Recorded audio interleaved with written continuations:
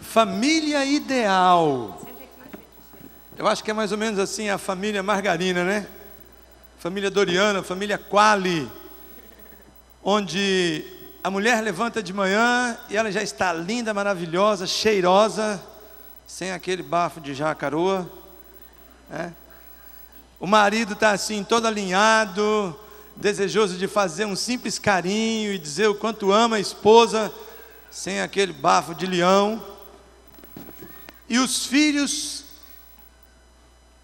pense, eles mesmos deixaram o despertador, tocou no horário, eles acordaram, levantaram, arrumaram sua cama, e estão com a mochila para ir para a escola prontinha. E outra, essa é sensacional, pense na família ideal. O filhote entrou no banheiro, só ficou 2 minutos e meio, tomando banho, fez o número 2, e todo mundo pôde entrar depois. Essa é a família ideal, pense numa família ideal. Família ideal versus família real. Bem, eu sou o Nelson, sou um discípulo de Jesus em processo de restauração e sirvo nessa comunidade há mais de 10 anos e meio já com minha família, e tem sido um privilégio, um presente do Senhor estar envolvido nesses mais de 10 anos e meio em alguns ministérios. E Deus, de uma maneira muito preciosa, nos escolheu para poder conversar com vocês um pouco hoje à tarde sobre essa temática, a temática da família real e da família ideal. Na verdade, se você está com o boletim aí, eu fiquei pensando, depois de segunda-feira, quando a gente conversou sobre um tema que poderíamos trazer para esse domingo, né?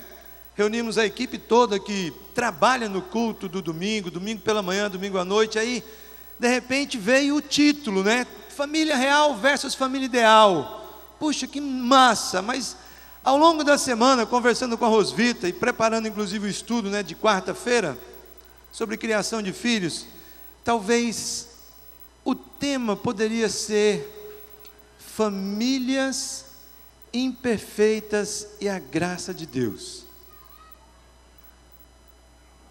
Família real e a graça de Deus. Porque desde a queda, o que é o ideal de Deus, e a gente muitas vezes desenha como o pai, a mãe, os filhos, os avós, os tios, os primos, num dia qualquer de manhã, tomando um café e todo mundo muito bonitinho, arrumadinho. Amigo, desde que o vírus do pecado atingiu a raça humana depois da queda, essa família nunca mais viveu de maneira plena o seu ideal. Ela tem buscado. E Deus já fez o que tinha que ser feito. Desde a queda, Deus vem buscando resgatar o homem. E Deus não desistiu. E Deus nos deu muitos exemplos de famílias que, quando eu olho para a Bíblia, eu digo assim, pense, como diria o bom cearense, né? A família do Jacó, Jacózinho da Silva Sauro. Eu sempre brinco sobre o Jacó, que família mais maluca. Pai preferindo alguns filhos, mãe preferindo outros, confusão doida. Ciúme, confusão, um irmão traindo o outro, meu Deus.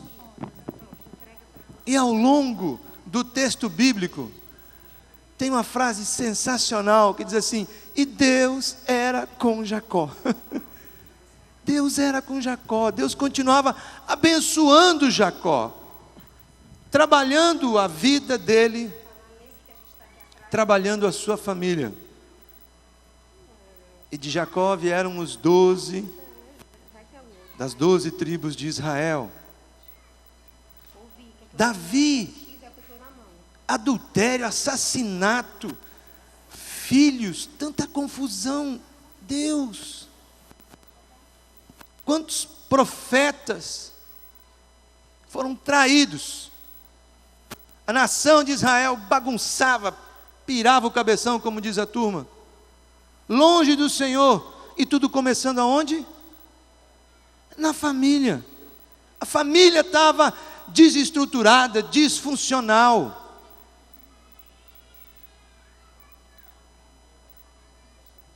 A partir da queda, passou a ser família real.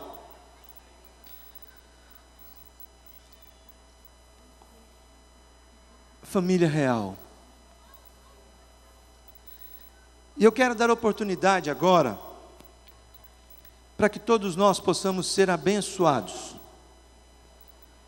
com 4 histórias. Eu amo histórias, testemunhos de vidas que foram alcançadas por Deus e tiveram suas vidas mudadas antes de Jesus, depois de Jesus, de uma maneira muito preciosa. Então eu queria convidar 4 pessoas muito queridas. Eu queria que as 2 meninas ficassem aqui do meu lado, os 2 rapazes ficassem aqui, e nós vamos ter o privilégio e o presente de Deus, de ouvir um pouco mais histórias de famílias e de pessoas reais. Oi, eu sou Síria. A minha família não é perfeita, ela é real. Sou eu, solteira, e uma filha, Mariana, hoje com 28 anos, fruto de um relacionamento de 10 anos que tive com o pai dela. Quando eu e o pai da Mariana nos separamos em 1991, ela tinha 7 anos.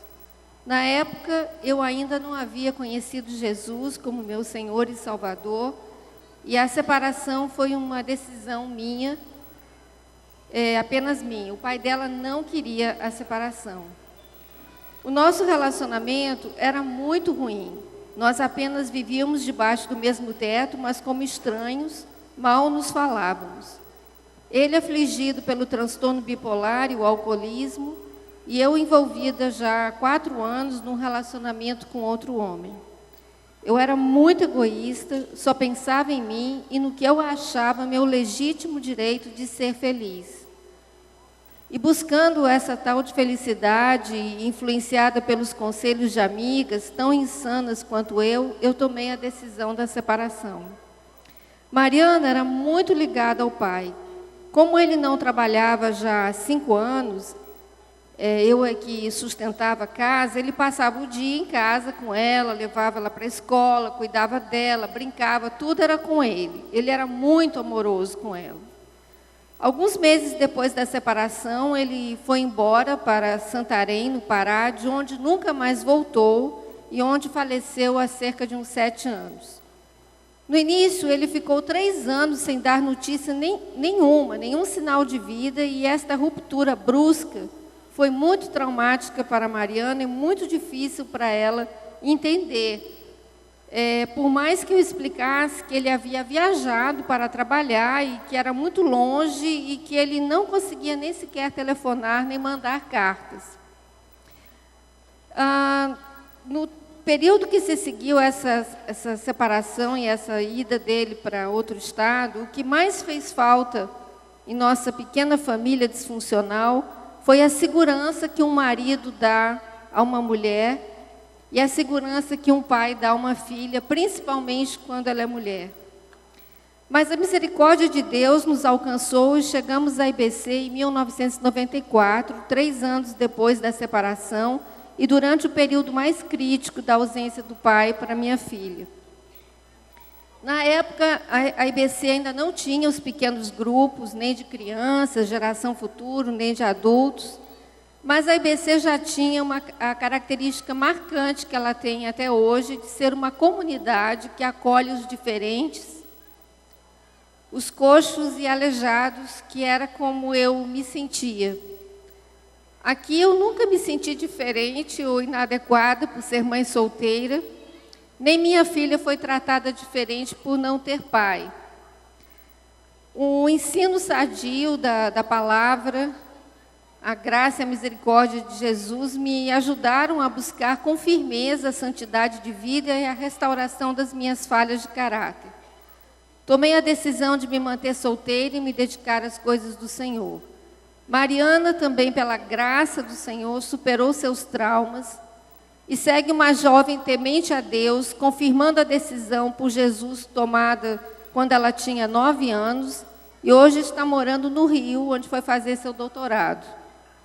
Eu e minha filha encontramos plena satisfação em Jesus. Ele se tornou o meu marido, como está escrito em Isaías 54:5, pois o seu Criador é o seu marido, o Senhor dos Exércitos é o seu nome. O Santo de Israel é seu Redentor, ele é chamado Deus de toda a terra. E ele se tornou o pai pleno e perfeito da Mariana. Ainda que me abandonem pai e mãe, o Senhor me acolherá. Salmo 27:10. E aí, em Jesus, a nossa pequena família se tornou perfeita, para a honra e glória dele.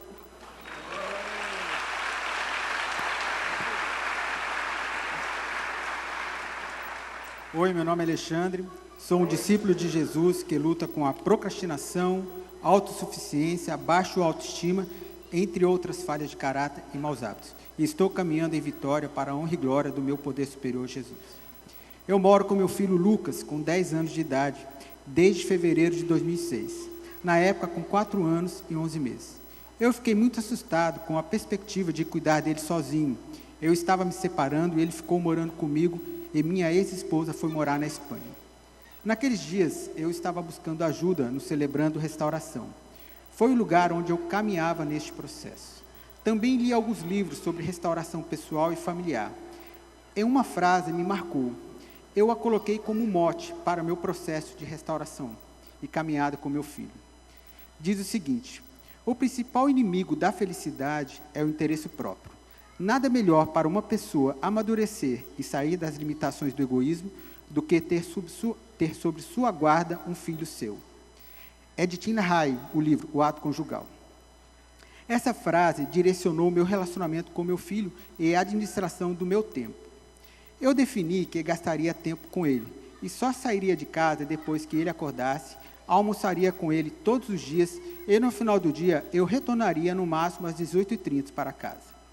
Isso também determinou como eu teria que trabalhar, praticamente como autônomo. Teria que depender um dia de cada vez da ação e providência de Jesus. De 2006 a 2009, foram os piores momentos que passei na minha vida, financeira e pessoal. Teve momentos que eu achava que não iria conseguir. Mas eu tinha um sonho, que eu pudesse passar para o meu filho princípios sobre relacionamentos pessoal baseados na Bíblia. Estabilidade emocional, fruto do meu relacionamento com ele. Algumas regras eu estabeleci para mim, para lidar com ele naqueles dias. Não corrigi-lo ou chamar a atenção dele nos horários da refeição. Para mim, aquele era o principal momento do meu dia. Eu uso para ouvi-lo e saber o que ele fez naquele dia, no colégio, entender como estava o coração dele. Ou quando estava cansado. Nessa época, eu tive que pedir desculpas a ele, não só uma vez, mas até 3 vezes ao dia, por ter alterado meu tom de voz. Isso me ajudou a descobrir meus limites e as necessidades dele. Também busquei ajuda aqui na IBC, mais diretamente dentro do CR. Quando tinha dúvidas de como lidar com ele, numa situação, fiz isso no colégio também, caminhando conectado com a professora e a coordenadora da turma, ouvindo e participando da solução quando surgiram os problemas. Uma outra frase, dita por um amigo, marcou a minha maneira de agir no relacionamento com meu filho. O que você é e como você age me diz mais do que o que você diz ser. Eu não poderia apenas cobrar do meu filho. Eu decidi que iria investir na vida dele pelo exemplo. E esse foi o grande desafio que Jesus tem me ajudado a vencer. Teve uma época que ele perguntava muito se eu o amava. Eu devolvia a pergunta para ele, se ele sabia o que era amor. Eu explicava para ele que amor era igual a tempo.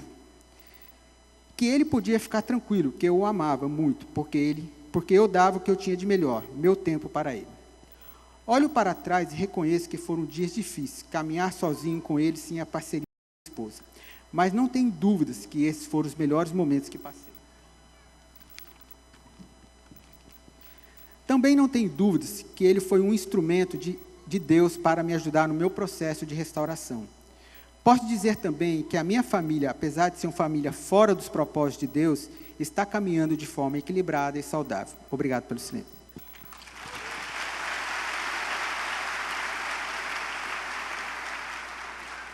Oi, meu nome é Paloma. Tenho 24 anos, sou estudante de administração. Sou filha do Kinderé e da Nica, irmã da Giovana e da Duda.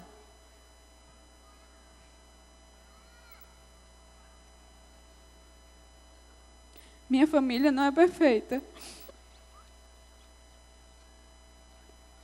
E é isso que eu vim compartilhar com vocês. Nasci em uma família perfeita, entre aspas, com pai e mãe.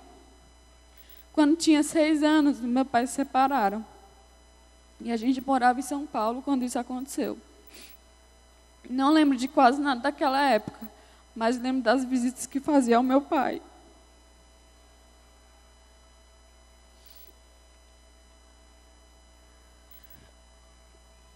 E sei também de uma coisa, era muito estranho.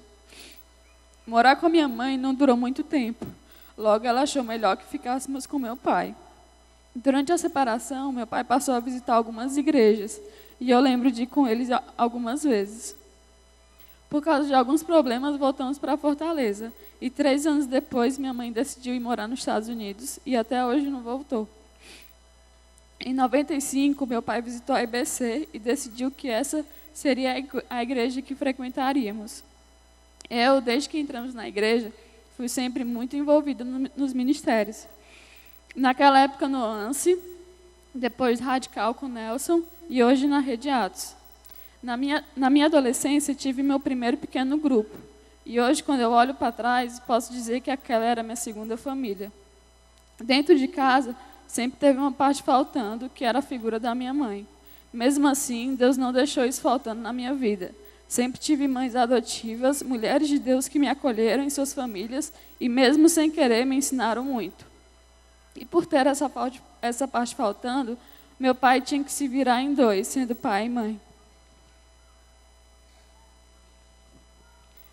Meu relacionamento com a minha mãe sempre foi muito complicado. Para mim, sempre foi muito difícil visitá-la.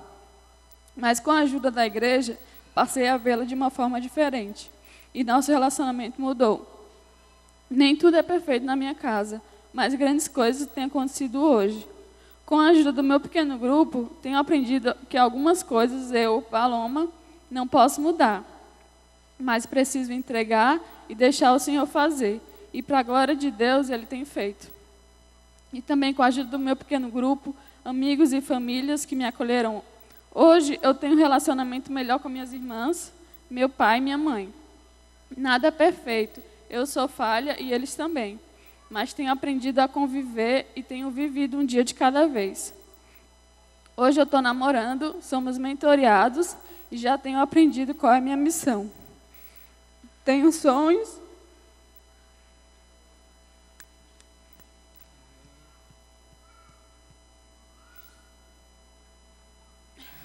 Tenho sonhos e planos de casar e construir a minha família.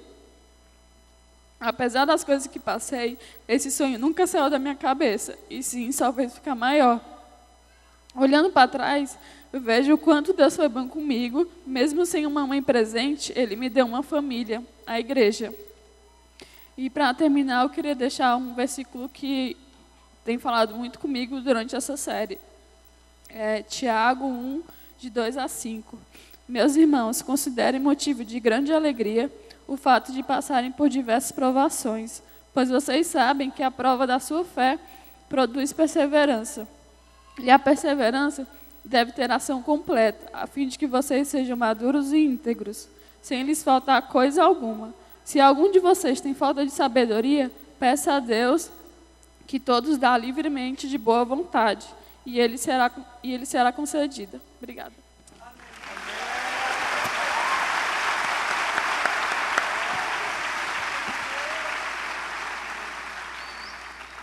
Boa noite, eu me chamo Joares.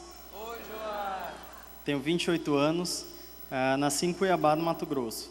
Sou filho caçula entre 3 do primeiro casamento da minha mãe. Quero compartilhar com vocês um pouco da minha história e demonstrar como Deus tem trabalhado em minha vida em relação à família ao longo de todo esse tempo. Como disse, nasci em Cuiabá e morei lá até os meus 10 anos de idade. Mas antes de falar sobre minha mudança para cá, gostaria de dar ênfase ao ano de 1990, ano este marcado pela separação dos meus pais.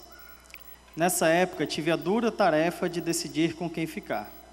Não sofri pressões de nenhum lado, mas confesso que não conseguia entender bem o motivo daquilo estar acontecendo. Decidi morar com a minha mãe. Quando eu tinha por volta de 9 anos, ela começou um relacionamento com meu padrasto. E pouco tempo depois, nos mudamos para cá. Na minha mudança, eu tinha 10 anos, né? Nos 6 primeiros meses aqui no Ceará, tive que morar no interior do estado com os pais do meu padrasto, enquanto minha mãe procurava um apartamento para comprar aqui em Fortaleza. Nesse período, comecei a entender um pouco mais sobre a tal separação dos meus pais.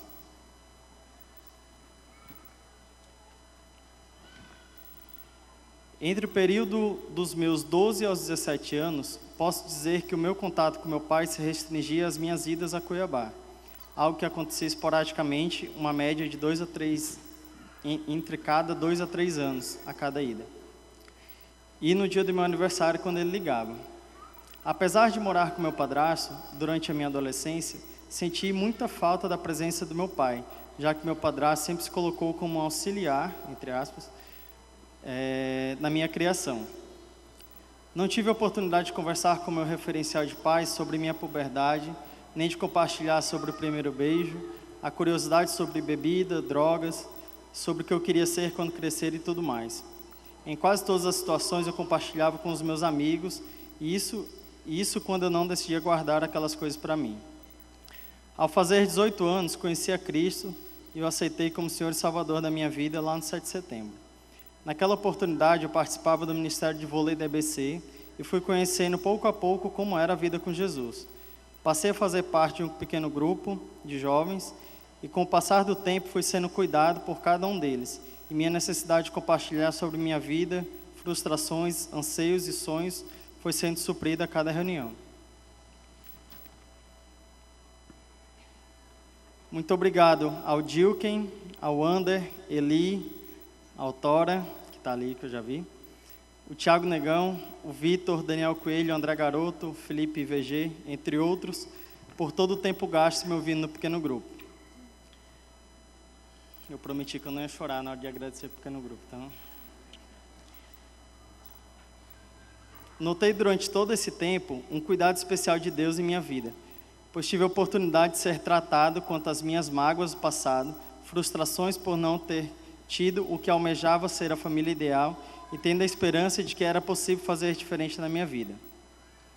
No dia 28 de março de 2007, dei o meu primeiro passo para a mudança completa na minha história.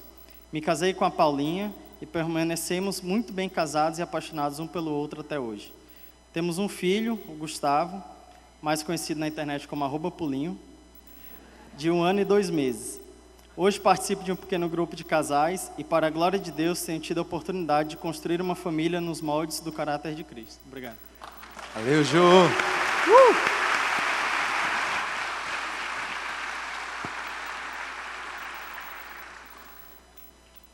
Eu amo histórias. Eu amo testemunhos de vidas. E não há o que comparar. São famílias reais. E eu quero rapidamente apresentar a minha família real.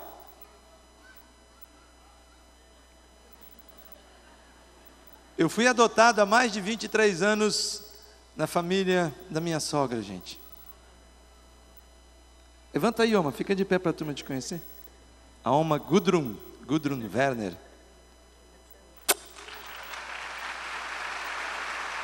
Deus nos deu há 20 anos e 2 dias o Israel Felipe. O Caba fez aniversário, rapaz, sexta-feira. E a nega mais linda do Brasil.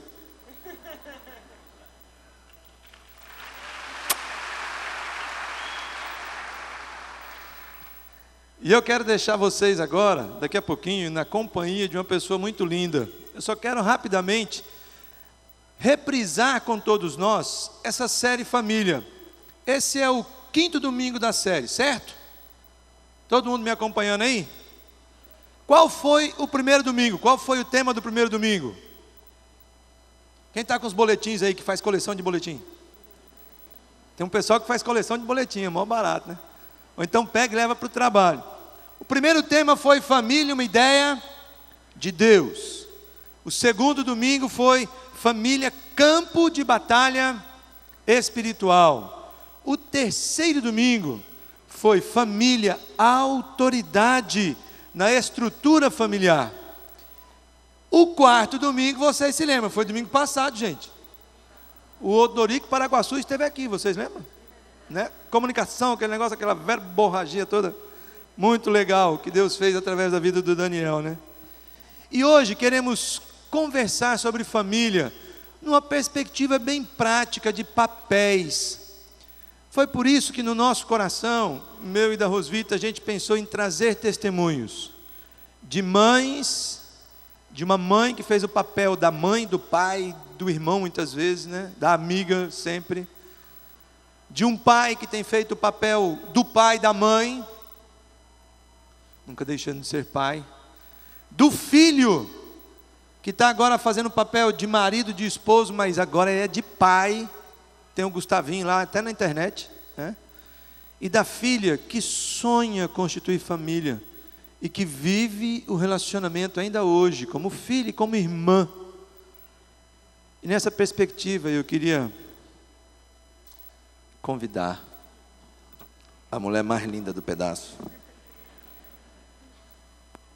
Quem é você, companheira? Oi, pessoal, meu nome é Rosvita. Oi, Rosvita. E para nós é uma grande alegria a gente compartilhar um pouco sobre pais, filhos, e a gente, na verdade, falar muito mais da nossa experiência, do que Deus tem ensinado para a gente através da sua palavra, e que a gente tem buscado viver. E, de fato, os pais são as pessoas mais importantes na vida dos filhos. Os pais são os que moldam valores, escolhas, emoções, até a postura diante da vida. E é tão interessante que até os pais, quando eles não estão presentes ou estão ausentes, a ausência desses pais marca os filhos. Talvez as pessoas que mais nos marcaram, tanto positivamente como também mais nos feriram, são os nossos pais. E aí eu fico pensando quanto que o nosso papel é importante na vida dos nossos filhos. Eu sei que nem todos aqui ainda são pais e mães. Mas talvez, igual a Paloma, você está sonhando um dia em formar a sua família. Então, mesmo quando a gente estiver falando um pouquinho dos pais, é legal a gente poder abrir o coração, os olhos, para já dizer, puxa, olha aí o que Deus está falando, para onde que eu quero construir também, que eu sonho. E depois, quando a gente falar um pouquinho sobre filhos, ninguém escapa, porque todo mundo aqui é filho. Pode ter 50 anos, pode ser pequenininho, mas todos nós somos filhos. E a gente quer repartir um pouquinho sobre essa questão primeiro dos pais. Primeira coisa, gente, filhos são um presente. No Salmo 127, 3 diz assim: Feliz, os filhos são um presente do Senhor. Eles são uma verdadeira bênção. Eu diria até que os pais podem ser pais por acidente. Às vezes não estava esperando, não estava planejando, aconteceu. Mas filhos nunca são um acidente. Filhos sempre são um presente de Deus. Porque Deus é o único autor da vida. Então, se nós estamos aqui, é porque Deus sonhou conosco. Tem planos e projetos para a nossa vida. Planos e projetos para nós. E para os nossos filhos. Segunda coisa bacana, que eu gosto de pensar, é que filhos são pessoas. Têm personalidade, gostos e escolhas diferentes. E a gente olha um pouquinho lá para casa. Eu tenho um marido que é fissurado por futebol. Levantar para mim, eu fico pensando, levantar domingo, 5h30 da manhã, para jogar a bola, é gostar muito de futebol, não é? O Nelson levanta sem o menor constrangimento de manhã, feliz da vida, engraxa sozinho a chuteira, lava depois também as meias, as coisas quando volta, porque às vezes volta, né? E a gente tem o Israel. Normalmente a gente diz assim, né? Os filhos geralmente gostam do que os pais curtem. O Israel não curte futebol, nunca gostou. O presente favorito do Nelson quando criança era bola. O presente favorito do nosso filho é quebra-cabeça. Ele nunca curtiu bola. O Nelson dava todas as bolas possíveis. Mas nem que o jogo de futebol fosse 11 horas da manhã, ele ia curtir. Filhos têm gostos diferentes. O irmão do Nelson, pelo contrário, tem um filho. E o irmão do Nelson é nerd, pense num cara assim. Todo intelectual, só anda de camisa, calça social e tal. E o filho dele, de 11 anos, adora jogar bola. Quando vai visitar o nosso sobrinho, o Tiago, ele bota a avó no corredor e fala assim, vó, você é goleira, eu vou chutar. No corredor do prédio. De tanto... E o nosso cunhado, meu cunhado, teve que aprender a gostar de futebol, pelo menos para acompanhar o filho, jogar e tal. Filhos têm gostos diferentes, têm personalidades diferentes, porque eles são pessoas. E uma outra coisa que eu gosto de pensar é que filhos precisam aprender a viver a sua própria vida. E talvez nosso maior desafio como os pais não é prepará-los para serem independentes, mas para serem dependentes de Deus ao longo da sua vida. Eu gosto muito de uma frase de Khalil Gibran, ele diz que filhos precisam de raízes e asas. E aí a gente precisa permitir que os nossos filhos cometam erros. Pense num negócio difícil. E a gente precisa também permitir que os nossos filhos vão embora. Que eles cresçam. E a gente está encarando isso um pouco mais agora com Israel, com 20 anos. Ele fez aniversário sexta-feira, a gente estava olhando assim, eu e o Nelson, eu falei, não acredito que nós já estamos com um filho de 20. Parece que nasceu ontem. Pelo menos essa sensação que a gente tem. E a Rebeca também está crescendo tão rápido. Mas nós precisamos deixar o Israel e a Rebeca cometerem erros. E mais do que nunca a gente precisa deixar o Israel ir. Desenvolvendo, criando a vida dele e dependendo de Deus. E a gente confiando que Deus vai cuidar dele. E isso vale, né? Eu acho que fico pensando muito em você, Lô, que está sentado aqui na frente, né? As filhas casadas, né? Como é difícil, né? Eu fico pensando, deixá-las irem e viver suas próprias famílias. E a gente fica assistindo muito mais de longe do que quando está assim, pertinho ainda. Mas Deus tem algumas dicas para nós como pais.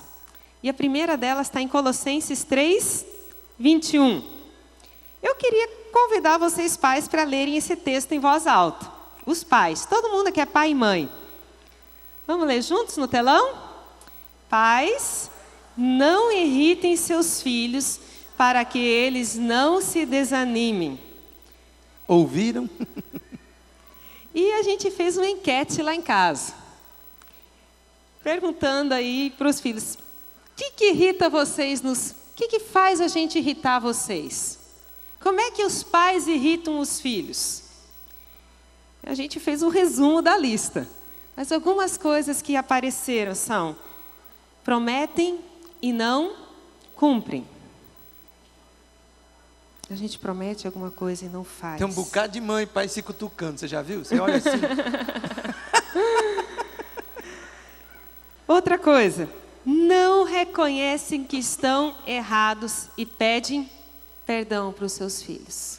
E eu quero dizer para vocês que eu erro muitas vezes.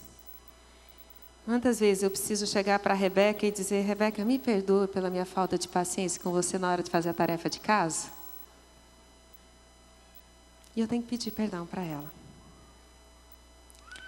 exigem o seu padrão e querem impor o seu jeito sobre os filhos. Lá em casa a gente até tem uma brincadeira sobre arrumar o quarto. Para mim, arrumar o quarto significa uma coisa. O Israel e a Rebeca têm uma compreensão completamente diferente do que significa arrumar o quarto. Fechou a porta do armário e coube tudo dentro, tá ótimo. Mas eu sei que isso é só lá em casa, né? Então, de vez em quando, a gente combina assim, ó. Né? Eu peço assim, pode arrumar seu quarto, e eu não abro as portas nenhuma. Mas às vezes eu falo assim, olha, hoje é do jeito da mamãe. Quero que vocês arrumem o quarto no padrão da mamãe. Mas eu preciso respeitar eles, e respeitar inclusive as diferenças de como é que a Rebeca pode arrumar a cama com 11 anos e do que o Israel pode fazer e do que nós dois podemos fazer. Então isso irrita os filhos. Uma outra coisa que irrita os filhos é quando a gente não os convida para tomar decisões sobre a família juntos. E quanto mais os filhos crescem, mais eles precisam participar das decisões que a família vai fazer, desde um passeio até como que a gente vai levar a vida em alguns momentos, o que nós vamos fazer, que decisões vamos fazer. E uma outra coisa que irrita muitos filhos é quando as regras são impostas sem uma comunicação clara e sem uma compreensão do porquê dessa regra. Segunda coisa, a gente pode aprender de dica que Deus nos dá, está em Provérbios 22, 15. E eu gosto desse versículo. Ele diz assim, olha, é natural que as crianças façam tolices. Gente, às vezes a gente espera alguma coisa diferente. É natural que os nossos filhos errem, que eles façam besteira, que eles pisem na bola, que eles não façam o que a gente gostaria que eles fizessem. Mas o versículo continua e diz assim, mas a correção as ensinará a se comportarem. Ou seja, cabe a nós pais exercer disciplina consistente e com amor. Mas disciplina que vem do relacionamento com os nossos filhos. E aí eu vejo que, para a gente, uma das coisas importantes para conseguir exercer essa disciplina é vencer o nosso cansaço. Eu não sei quanto vocês, mas às vezes a gente chega em casa cansado. Ou aquelas coisas que se repetem sempre de novo, né? Parece que, quantas vezes a gente tem que falar, né? Desobrigado, olha no rosto quando fala com alguém. Não deixa o tênis no meio da sala. Não deixa o tênis no meio da sala. Gente, mas precisa ser consistente e vencer o meu cansaço.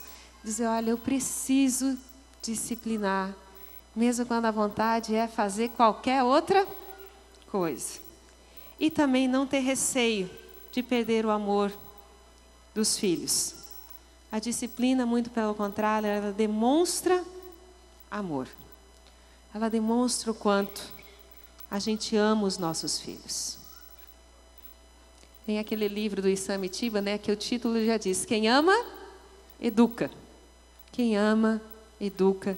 E isso não, acho que não é ele que disse, não. Isso é princípio que está na palavra de Deus, que é o que Deus diz para a gente, né? Ele nos ama tanto que Ele nos disciplina.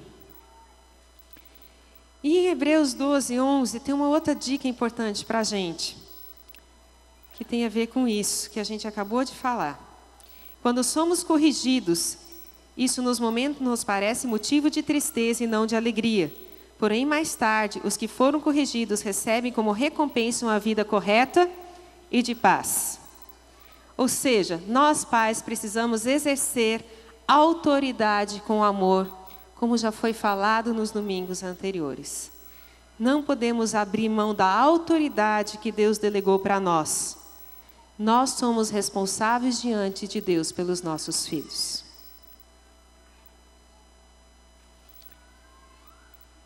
E somos também responsáveis pela educação dos nossos filhos. Olha o que está escrito em Provérbios 22, 15. 22, 6, aliás. Instrua a criança segundo os objetivos que você tem para ela. E mesmo com o passar dos anos, não se desviará deles.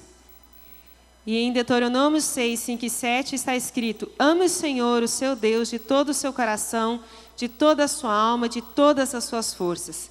Que todas essas palavras que hoje lhes ordeno estejam em seu coração. Ensine-as com persistência a seus filhos. Converse sobre elas quando estiver sentado em casa, quando estiver andando pelo caminho, quando se deitar e quando se levantar. Ou seja, amar a Deus não se ensina através de um estudo bíblico ou de uma pregação, mas se ensina no relacionamento. E Jesus fez isso quando viveu entre nós.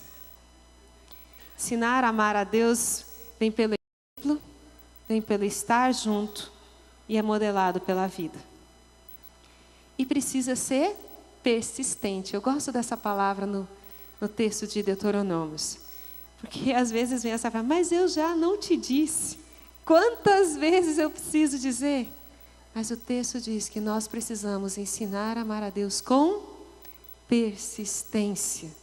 Persistência, persistência. E a gente não pode, de forma alguma, terceirizar essa responsabilidade. Nem para a escola, nem para a igreja e nem para outros profissionais. Essa responsabilidade é nossa como pais, em primeiro lugar. Nós podemos ter parceiros, mas a responsabilidade é nossa. E agora vamos falar um pouquinho sobre filhos. E filhos somos todos nós. E a primeira coisa para a gente só lembrar quando a gente fala sobre filhos é que não existem pais perfeitos e não existem filhos perfeitos. E eu gostei muito quando a Paloma falou uma parte no seu testemunho dizendo que pais, a gente precisa aceitá-los como eles são. A gente não pode escolher os nossos pais, não é verdade? Mas a gente pode aceitá-los como eles são, limitados e incompletos. Algumas coisas nós podemos mudar, mas outras coisas nós podemos aceitar pela graça de Deus. E Deus nos ajuda a amá-los como eles são. Deus ajuda a gente como filhos a amar os nossos pais como eles são. E aí Deus também tem algumas dicas para nós filhos. A primeira está em Colossenses 3:20. E eu gostaria que todos nós lêssemos juntos. Afinal, agora, somos todos filhos. Vamos lá? Filhos, Filhos, obedeçam a seus pais em tudo, pois isso agrada ao Senhor. Eu tenho uma queixa com Paulo sobre isso. Se fosse eu escrever esse texto e dizer assim: filhos, obedeçam aos seus pais que são sempre justos. Filhos, obedeçam aos seus pais que são cristãos. Filhos, obedeçam aos seus pais que são sempre bonzinhos. Mas Paulo não incluiu isso nesse versículo. Ele simplesmente disse: filhos, obedeçam a seus pais. Ponto. Porque isso agrada a Deus. E uma das coisas que eu precisei aprender sobre obedecer aos meus pais, né, foi que eu preciso confiar em Deus, em primeiro lugar, e que Ele é capaz de inclinar o coração dos nossos pais conforme Ele quer. E que quando eu obedeço, e quando eu obedecia, e quando os nossos filhos obedecem, mesmo quando eles não acham muito justo, mesmo quando não é muito legal, que quem eles estão agradando em primeiro lugar é ao Senhor. E é preciso confiar em Deus nisso. E Deus usa os nossos pais para moldar a nossa vida e nos santificar. A segunda dica está em Êxodo 20:12, e essa vale para a vida inteira, que diz assim: honra teu pai e tua mãe, a fim de que tenhas vida longa na terra, que o Senhor teu Deus te dá. Obediência dos filhos aos pais vale até a vida adulta, até onde eles formam a própria família, onde aí o menino passa a ter a autoridade, a mulher passa a ser submissa à autoridade do seu marido, sai debaixo dos seus pais, mas a honra é algo que fica para a vida toda. E eu fico só me lembrando da gente, quando o pai do Nelson ficou muito doente, os pais do Nelson separados, o pai dele foi morar em Rondônia. Isso já faz bastante tempo. E o pai do Nelson não tinha com quem ficar. E eu lembro que eu falei com o Nelson, falei, traz teu pai para morar com a gente. E o pai do Nelson veio para morar conosco. Naquela época a gente morava num apartamentozinho, literalmente um apertamento, era um banheiro para todo mundo. Pense, não era fácil. O nosso orçamento era muito restrito naquela época. Mas como foi bom honrar o pai do Nelson, trazendo ele para perto da gente. E hoje é muito bom ter você, mãe, morando com a gente. Muito bom mesmo. Eu não sei se foi ela que me adotou ou nós que a adotamos, entendeu? E eu sei que no início não foi tão fácil para mim. Casada, morando longe sempre, a gente sempre morou longe. Mas Deus tem me dado o privilégio da minha mãe estar morando com a gente agora. Já fazem acho que 5 anos, né, mãe? Em dezembro vai completar 6 anos, ela está dizendo. Ela tem as contas, né? direitinho. Muito legal isso. E tem sido bênção para Israel, para a Rebeca, ter a minha mãe morando com a gente. Minha mãe já é viúva há bastante tempo. E a gente também honra a mãe do Nelson. A mãe do Nelson mora bem longe, mora no interior do Paraná, em Apucarana. Mas Deus tem nos ajudado a honrá-la, visitando quando a gente pode, mandando presente sempre, Dia das Mães, Dia da Avó, chega perto do Natal e ainda uns meio fora de época também. Com telefone, com cartas. E quanto tempo talvez faz que você não visita seus pais, não dá um telefonema? Gente, pais sentem falta dos seus filhos. Sentem falta. E tem saudade dos filhos. Eles sabem que os filhos cresceram, estão vivendo outras coisas. Mas eles gostam de um aconchego de filho de vez em quando. E a gente pode fazer isso. E é bom demais fazer isso. E no Salmo 133:1 diz assim: como é bom e agradável quando os irmãos convivem em união. Amor e respeito entre os irmãos. Eu dizia, gente, que relacionamentozinho difícil esse às vezes de irmãos, não é? Pega de um, pega do outro. Lá em casa a gente tem uma palavra que a gente chama de ficar de pique-pique um com o outro. Fica implicando do nada. Mas, gente, Deus usa esse relacionamento de irmãos para nos preparar para a vida. Porque a gente vai casar com uma pessoa completamente diferente da gente. E Deus tem uma coisa muito linda com relação aos meus irmãos. Deus proporcionou, há uns 6 anos atrás, que algumas coisas que ficaram muito marcadas, até mágoas que nós tínhamos entre nós. Eu tenho uma irmã que mora em Curitiba, eu tenho um irmão que mora em Brasília, ou seja, viaje pelo Brasil visitando a sua família.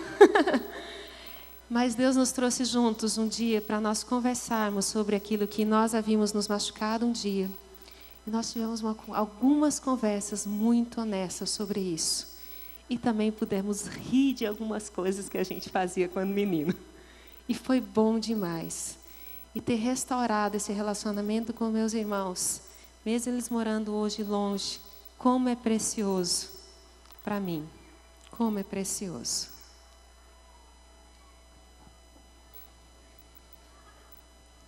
Eu quero fazer um exercício com vocês agora, que é pedir, se você puder e quiser, ficar em pé, com a sua Bíblia. Nós vamos ler um texto bíblico, é só para você poder se movimentar um pouquinho, né? Sair aí, está na cadeira, já está uns 40 minutos pelo menos sentado, quase isso, né?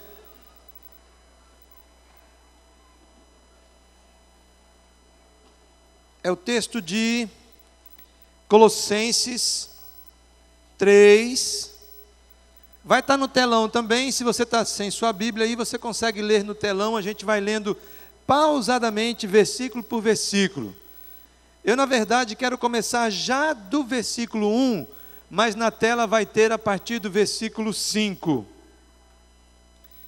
Colossenses, carta de Paulo aos de Colossos, capítulo 3, verso 1 diz assim: portanto, já que vocês ressuscitaram com Cristo, procurem as coisas que são do alto, onde Cristo está sentado à direita de Deus.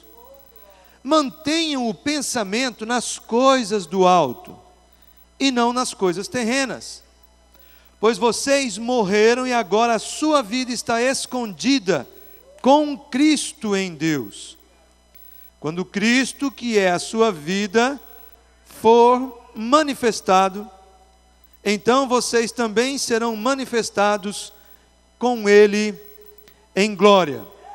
E agora vamos juntos, a partir do verso 5, diz assim: assim, façam morrer tudo o que pertence à natureza terrena de vocês: imoralidade sexual, impureza, paixão, desejos maus e a ganância, que é idolatria. É por causa dessas coisas que vem a ira de Deus sobre os que vivem na desobediência, as quais vocês praticaram no passado, quando costumavam viver nelas. Mas agora, abandonem todas essas coisas: ira, indignação, maldade, maledicência e linguagem indecente no falar. Não mintam uns aos outros, visto que vocês já se despiram do velho homem com suas práticas e se revestiram do novo, o qual está sendo renovado em conhecimento à imagem do seu Criador. Nessa nova vida, já não há diferença entre grego e judeu, circunciso e incircunciso, bárbaro e cita, escravo e livre, mas Cristo é tudo e está em todos. Portanto, como povo escolhido de Deus, santo e amado, revistam-se de profunda compaixão, bondade, humildade, mansidão e paciência. Suportem-se uns aos outros e perdoem as queixas que tiverem uns com os outros. Perdoem como o Senhor lhes perdoou. Acima de tudo, porém, revistam-se do amor, que é o elo perfeito. Que a paz de Cristo seja o juiz em seu coração, visto que vocês foram chamados para viver em paz, como membros de um só corpo, e sejam agradecidos. Habite ricamente em vocês a palavra de Cristo. Ensinem e aconselhem-se uns aos outros com toda a sabedoria, e cantem salmos, hinos e cânticos espirituais com gratidão a Deus em seu coração. E finalmente, tudo o que fizerem, sejam em palavra ou em ação, façam-no em nome do Senhor Jesus, dando por meio dele graças a Deus Pai. Amém. Podem sentar. Aleluias. Aleluias.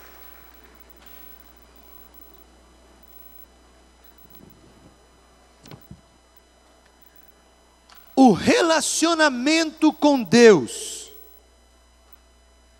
é que nos faz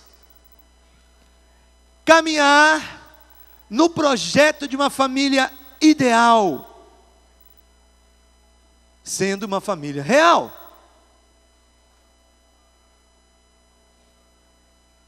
Esse texto, ele fala ao meu coração, e eu não tenho dúvida, falou ao teu coração,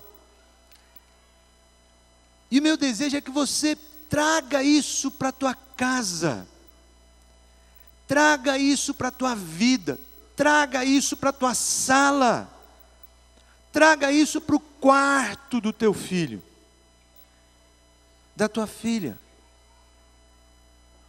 Lembre-se de onde o Senhor te tirou. Lembra da família que você veio, da loucura que já fizeram, do que você fez.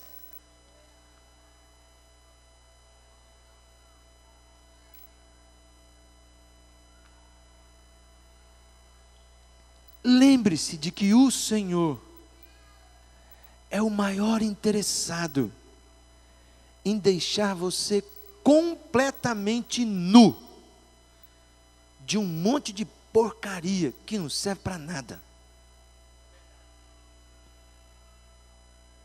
E Ele, com todo carinho, vai tirar, vai despir você, não para te envergonhar, Ele vai tirar isso da tua mente, do teu coração, do teu caráter. Ele vai trabalhar para que a mente do Senhor seja a tua mente agora. Para que o caráter de Cristo sejam as características que a tua esposa vai ver em você, o teu marido vai ver em você, os teus filhos vão ver em você. As características do Senhor Jesus. Trabalhando o coração, trabalhando a comunicação, e trabalhando a confiança. A gente tentou deixar de maneira bem, talvez sistemática, para você poder compreender. No teu boletim está bem fácil de você compreender, do que é que você deve se despir, do que é que você deve agora se revestir, e pedir que Deus realmente revista a tua vida com isso. Em relação ao coração, idolatria e imoralidade. Deus, afasta de mim, me despe disso, Senhor, tira de mim. E me revista, me coloque capa nova, roupa nova, coração novo, mente renovada, é o que a tua palavra diz, que o Senhor vai renovar a minha mente, a nossa mente, uma nova natureza. Se alguém está em Cristo, é o quê? Nova criatura, é uma nova natureza, é uma nova maneira de pensar. E nos vestirmos da natureza de Cristo.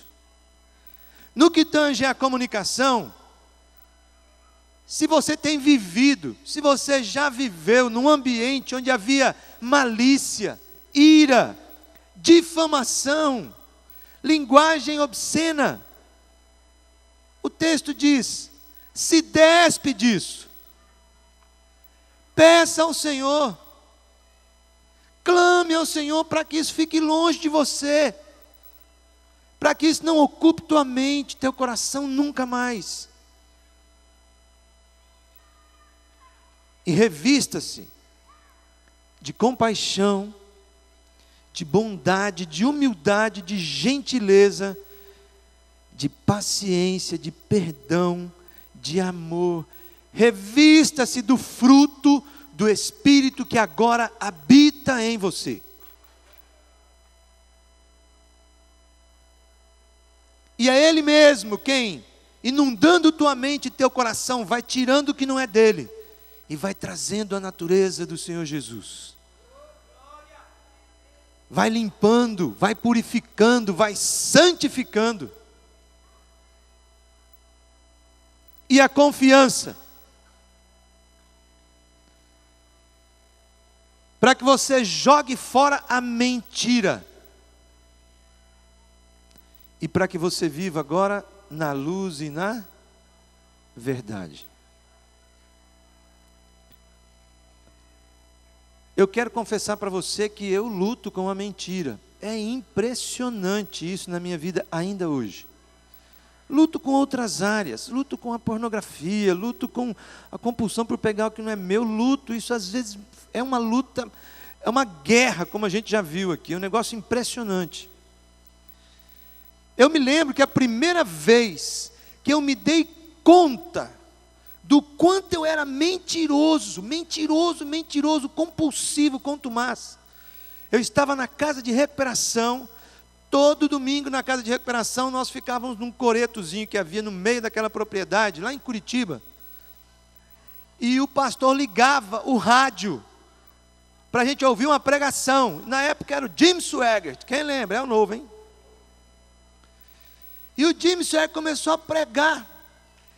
E pouco antes do Jim Swaggart pregar, eu estava contando uma história para os rapazes da casa de recuperação, dizendo que eu tinha viajado, que tinha saído de tal lugar, tinha ido para não sei aonde, pegado carona com não sei o quê, etc e tal.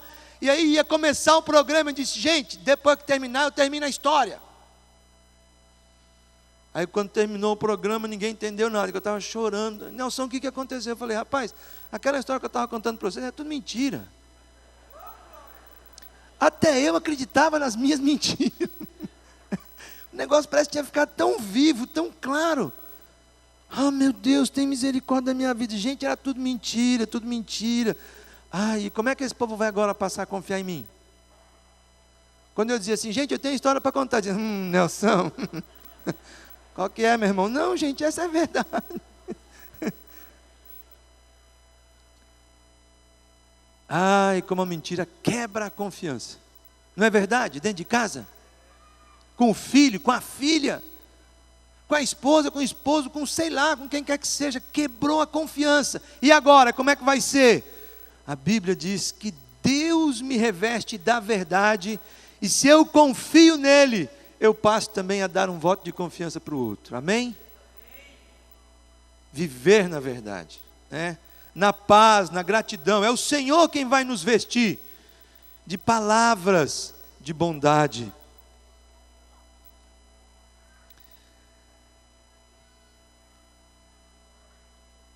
Deus, de uma maneira linda, começou boa obra na tua vida e vai terminar essa obra. E Ele, de uma maneira linda, escolheu a tua família para gerar santificação, para abençoar você, para quebrar você muitas vezes, para te fazer buscá-lo de todo o coração, para te quebrantar muitas vezes. Deus vai usar a nossa família. Vai usar a família de Deus também. Mas Ele começa lá por casa. E eu quero encerrar convidando a minha família para chegar mais pertinho de mim aqui agora.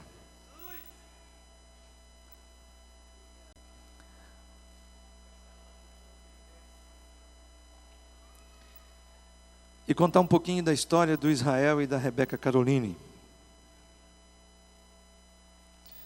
Desde o nosso namoro, Rosvita e eu falávamos sobre os filhos que Deus poderia nos dar, e se Ele não os desse vindo do ventre, que a questão da adoção era uma coisa no nosso coração muito clara, de que Deus poderia nos dar filhos adotivos, filhos do coração. E veio o Israel Felipe, filho do ventre, filho da barriga, como diz a nega. E Deus tem nos ensinado muito com a vida do Israel Felipe. Veio num momento muito precioso da nossa vida. A Rosvita, nos últimos 2 meses de gravidez, passou muito mal, uma trombose venosa profunda, risco de vida para ela, risco de vida para o Israel.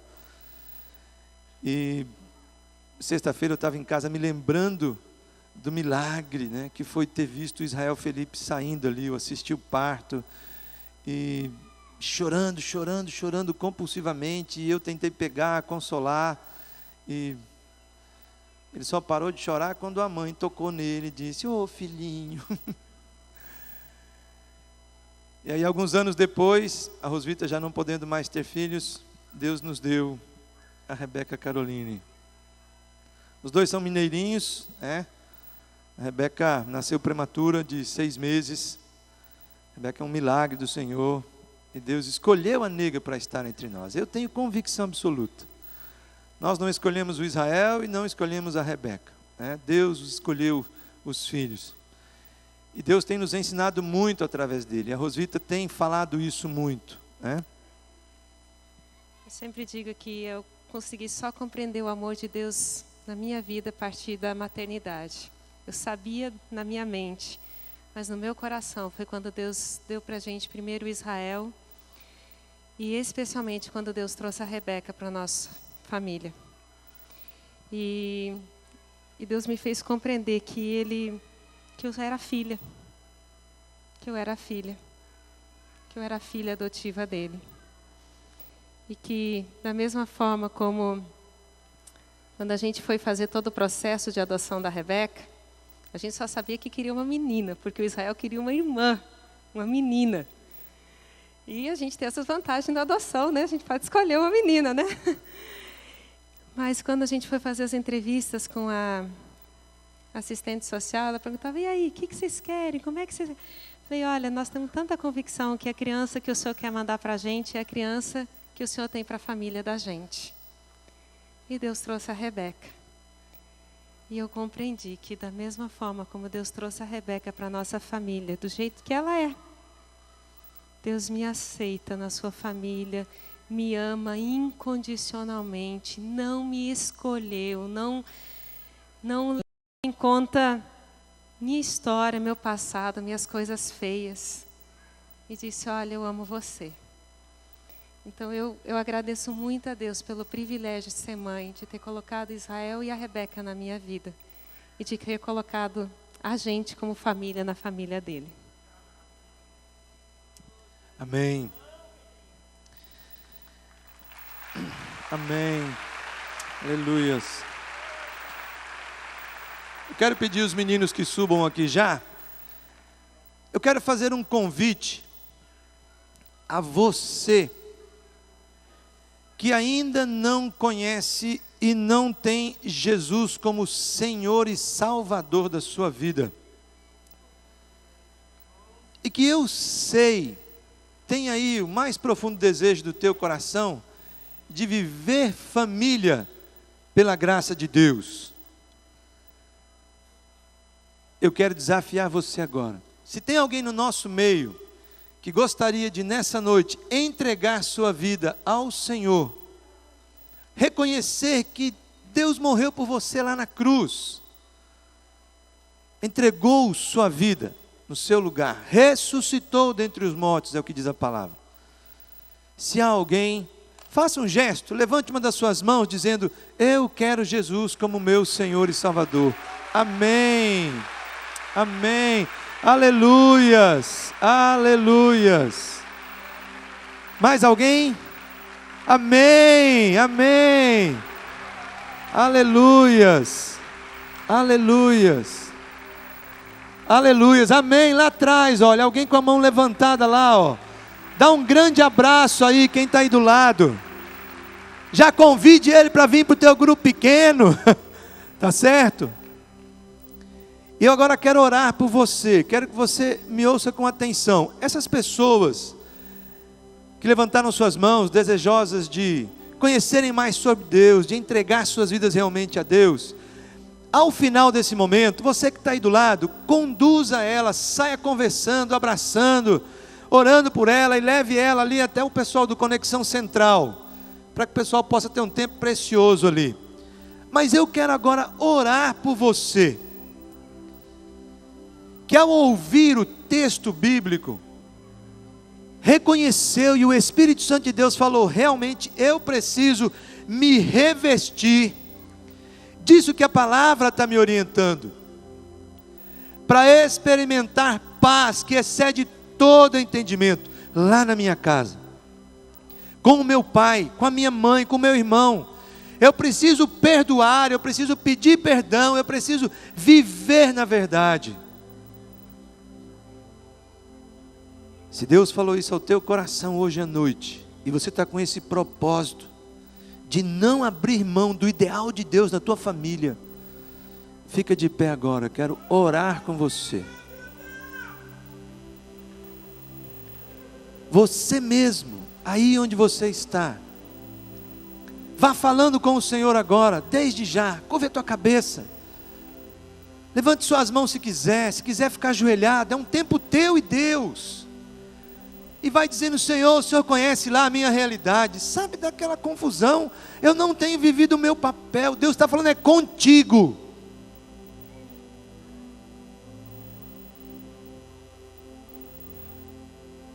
É o Espírito Santo de Deus que está falando contigo,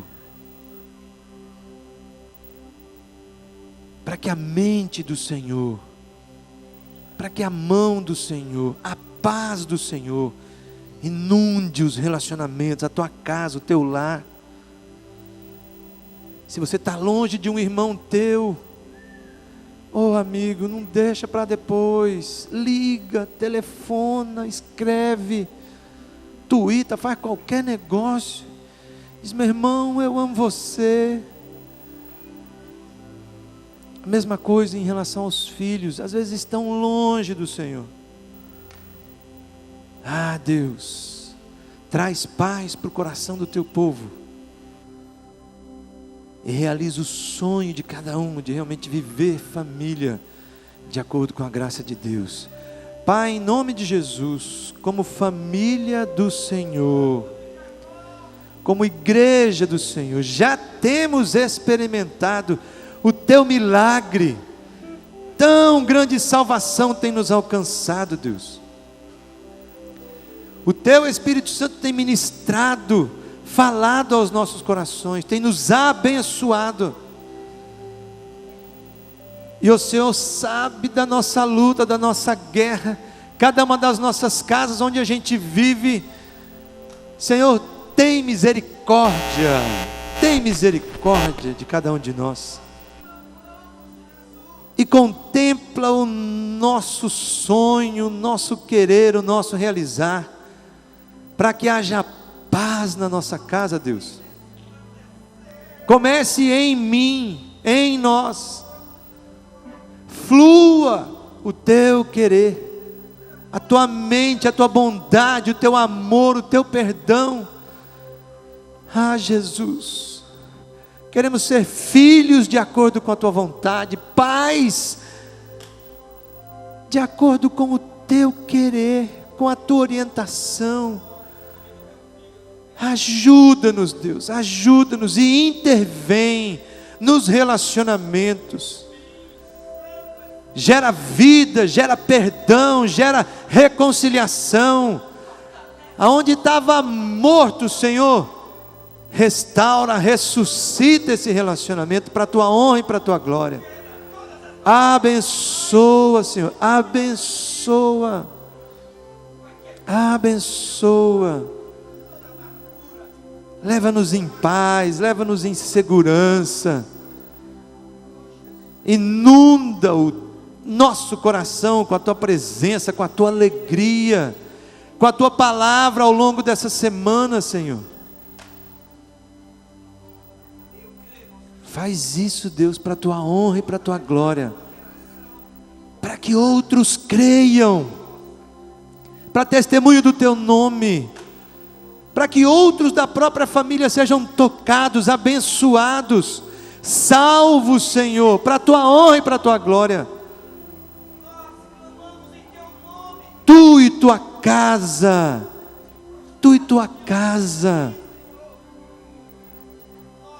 abençoarão, serão abençoados. Inunda a nossa casa com a tua presença, com a tua paz, Senhor. Faz isso para a tua honra e para a tua glória, para a tua honra e para a tua glória. É a nossa oração, no nome precioso de Jesus. Amém, amém, aleluias.